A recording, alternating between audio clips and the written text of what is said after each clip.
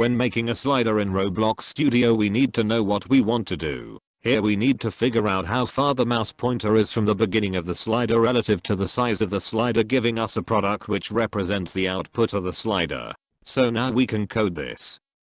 Firstly, I'm going to add a screen GUI, then add a frame inside it. This will be our slider.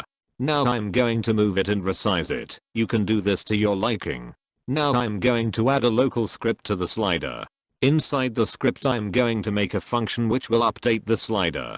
For the calculation we need to get the mouse. To do this, we can use the getMouse function of the local player. Now we need to get the slider itself. Inside the update function we will do the calculation. I'm going to create an output value. This will hold the product of the calculation. Here, we will use the absolute position which is at the top left corner of the slider. As this slider goes from left to right, that is the beginning of the slider. To get the distance between the mouse's position and the absolute position, we just get the difference between the two. Now we can divide it by the absolute size of the slider. To test this, let's add a print and fire this using a while loop. Now this value is close to 0 at the top left corner, and to 1 at the bottom right corner. As this is a horizontal slider, we only need to use the x-axis. So we can remove the y-axis from this equation. I'm going to add a frame which will display the output value. I'm going to set the background color of the frame to a nice blue. I'm going to set the fill size to the output in scale X, and 1 in scale Y. Now we need to activate the slider only when the player clicks on the slider. To do this, we add a text button which will trigger the slider. I'm setting its size to 1 in both scale X and Y, so it fills the slider completely.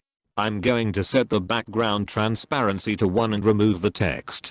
I'm going to create a function to activate the slider. I'm also going to create a variable which tracks if the slider is active or not. Now under the activation function I'm going to set the slider active variable to true, and then create a while loop that checks if the slider is active or not, then it updates the slider. We also need to add a wait, so it doesn't overload the system. Now we can activate the slider when the trigger is clicked or touched.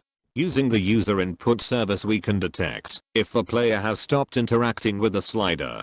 Now we can test this. And now we can see that it works. So it's time for the finishing touches. Now I'm going to add a number value which will display the output so other scripts can access the output value. I'm going to set its value in the update function.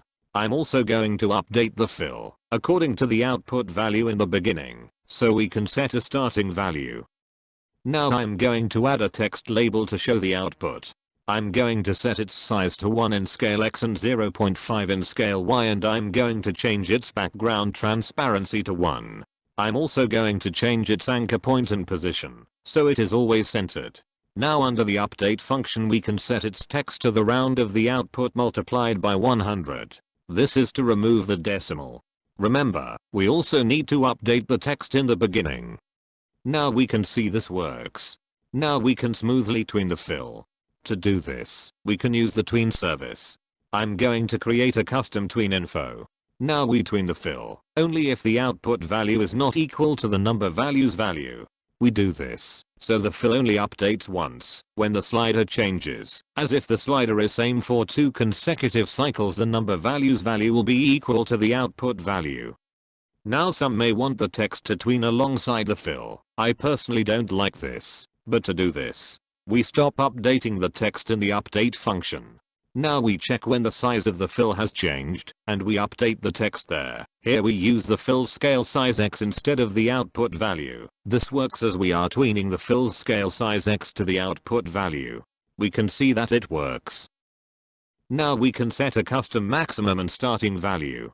To do this I'm making 2 variables, one for the maximum value, and one for the starting value. Here I'm going to scale the number value. So I'm changing the text to display the output value's value.